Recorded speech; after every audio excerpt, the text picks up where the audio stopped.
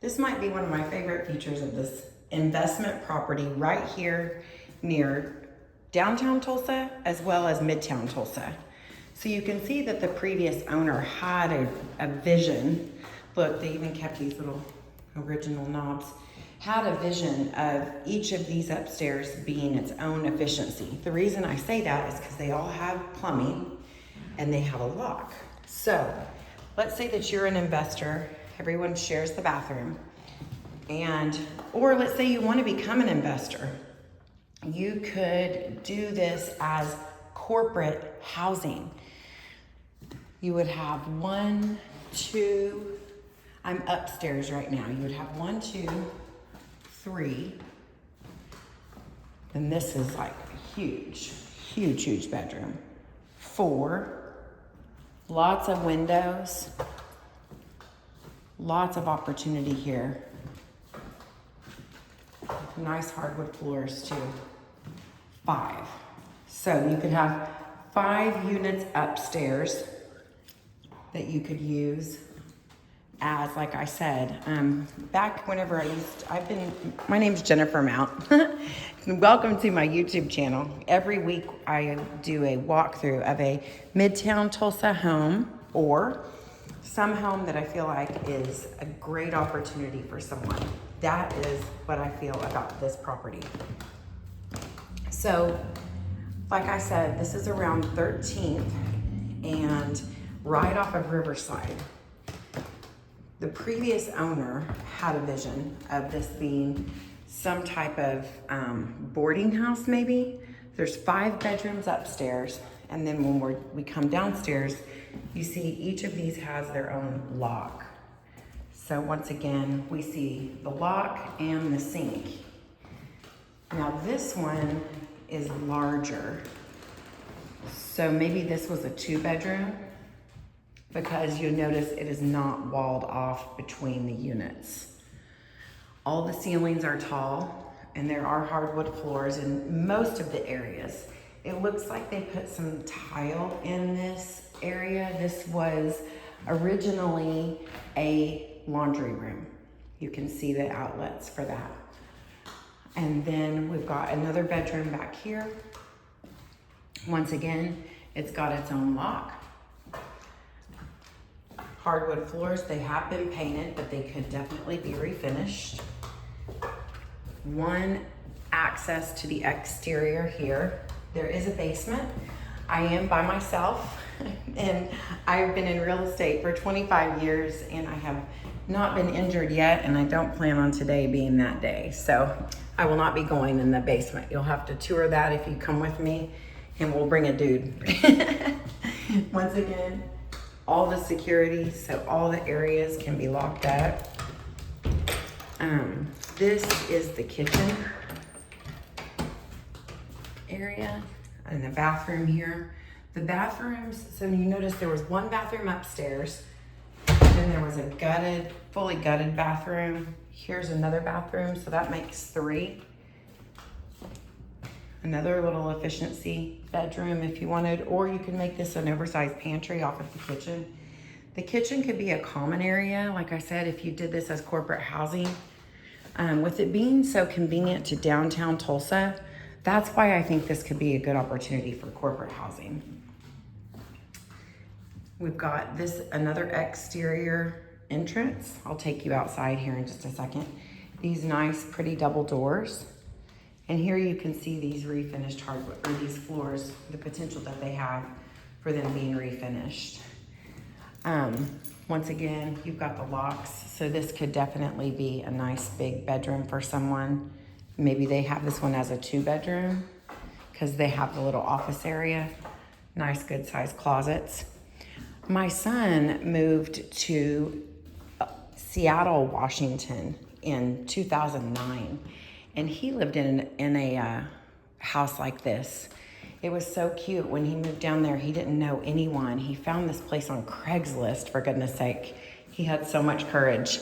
And he didn't know any of his roommates, but it was set up just like this. She leased out every single room for $550 a month. This was 2009, and this is in Seattle. So we could definitely run some data to see what you could potentially get for this property as an investment. So if you think about it, you could do 5 bedrooms upstairs and then at least 2 downstairs. So that could be 7 different units. Now, the one thing that I love about this house, other than just all of the potential, is I'm gonna go ahead and walk up here. Make sure we walk up, safety first. Whenever I pulled up, I couldn't even really see the house. And I think that that's a great analogy for this opportunity. Is a lot of times whenever we have an opportunity to make an investment, we don't really see, or we can't see the potential that's available. You know how they say you can't see the forest for the trees? Well, that's literally out here at this property. Like I said, when I pulled up, the trees are covering it so much that you can barely see it. But if you take a moment, look around, then you can come on up here and see the potential. Another thing you could do, I had a client that did this one time. He created living quarters, okay? So I know that we've already been talking about that. Another nice feature of this is it does have this nice big privacy fence, so it's very secure. Let's go on around this side so you can see what's over here. Got this driveway, so you would have your tenants pull up here, and possibly this would be one parking spot, but I think the rest of it's going to be on-street parking. And you'll notice here across the street you have a multifamily unit. They did in there exactly what I'm suggesting someone do over here. Again, next to that, another multifamily unit, and then the rest of this area is single family.